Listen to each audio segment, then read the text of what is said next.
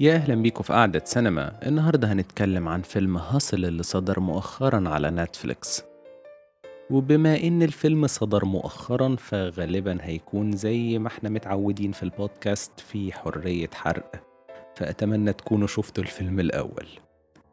فيلمنا من إخراج جيرمايا زاجر وتأليف تايلور ماترن وويل فيترز، والفيلم من بطولة آدم ساندلر ووانشو هيرنان جوميز.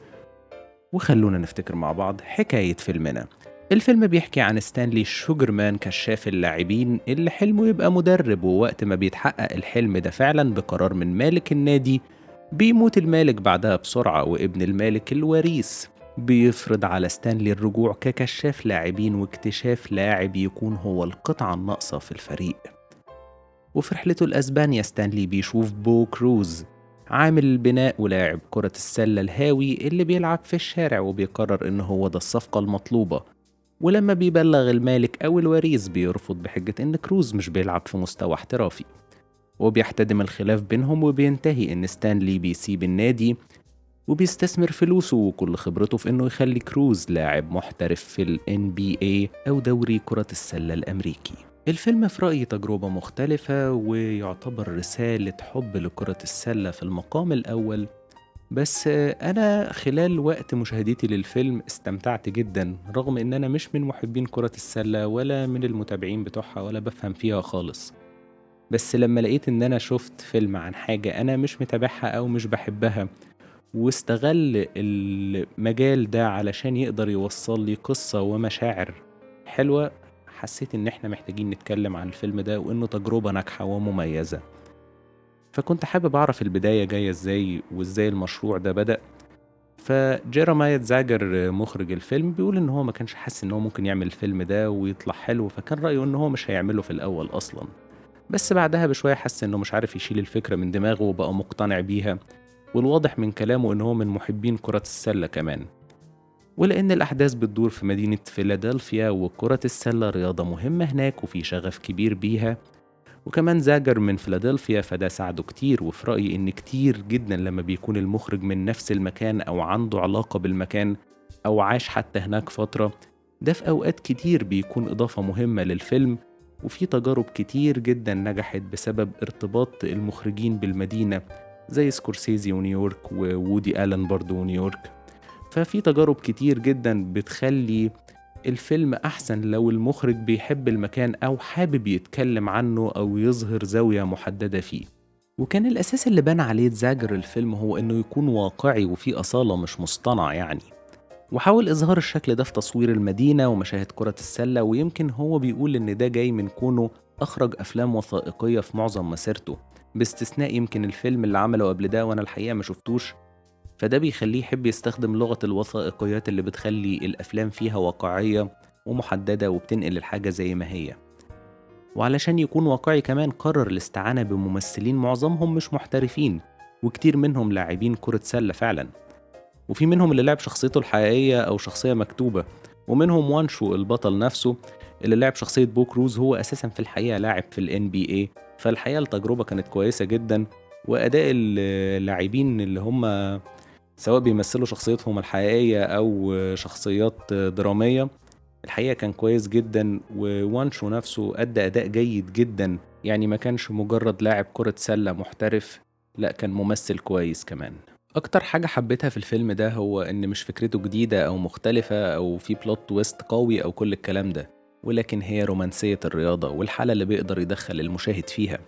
ويمكن كان في حالة زيها في فيلم ماني بول اللي اتكلمت عنه في الحلقة رقم 9، اللي ما سمعهاش يقدر يرجع يسمعها.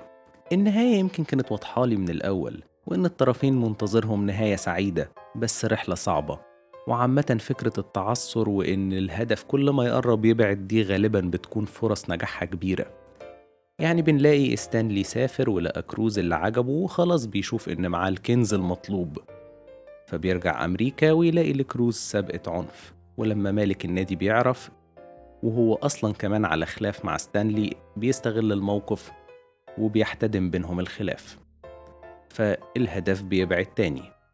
فستانلي بيشتغل مع كروز ويحسن منه، وتيجي أم كروز وبنته، وخلال الماتش المهم بيتم استفزاز كروز ويتم وصفه إنه ما عندوش عقلية الرياضي الناجح، فالهدف بيبعد تاني ويمكن خلاص بينتهي، بس كنت حاسس إن النهاية سعيدة زي ما قلت. ففي الآخر صديقه ستانلي بينجح إنه يدخلهم ماتش في آخر ثانية وهم في المطار خلاص، والدنيا بتتظبط في الآخر، وبتكون بداية مشوار نجاح ليهم.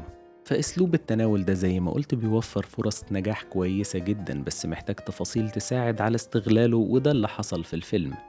والتفاصيل أو العناصر دي كانت المونتاج الممتاز اللي كان في أي مشاهد لكرة السلة هايل، سواء بقى تدريبات أو ماتشات، وكمان التصوير كان كويس جدا، وعجبتني الأغاني والموسيقى بتاعت الفيلم برضو. وعلى ذكر التصوير والمونتاج، عجبني سيكونس السفريات اللي في الأول، وفكرة التعبير بالصورة كانت موفقة فيه جدا.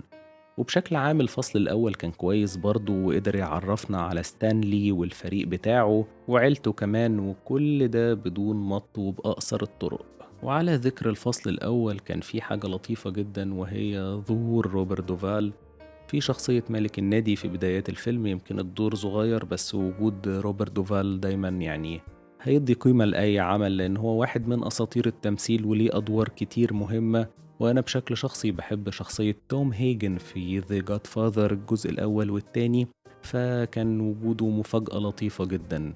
وبشكل عام الكاست كان لطيف جدا، وأداء أدم ساندلر كان حلو جدا بالذات في المشاهد الدرامية، والنكت بتاعته كانت لطيفة، يعني لأن أنا ماليش في الأفلام الكوميدي اللي بيعملها، بس أنا بيعجبني كممثل، وله أفلام ناس كتير بتحبها زي بانش درانك لاف مع بول توماس أندرسون، واحد من الأفلام المهمة جدا عمله يمكن من 20 سنة، وفي وسط الكلام عن الفيلم ده الناس دايما بتسأله عنه، لأن هو زي ما قلت واحد من الأفلام الدرامية المهمة. وآدم ساندلر ممثل كويس، بس هو بيستسهل، يمكن ده بيكون بالنسبة له أريح ومربح أكتر، بس هو من وقت للتاني كده بيعمل أفلام بتبقى مهمة زي أنكات جيمس، برضو الناس حبته جدا، فأداؤه هنا كان كويس برضو. والكاست بشكل عام كان لطيف جدا، يعني كوين لطيفة اللي عملت دور مراته، وبنته كان كلهم بينهم كيمياء لطيفة جدا، وحسسوني إن هم عيلة بجد.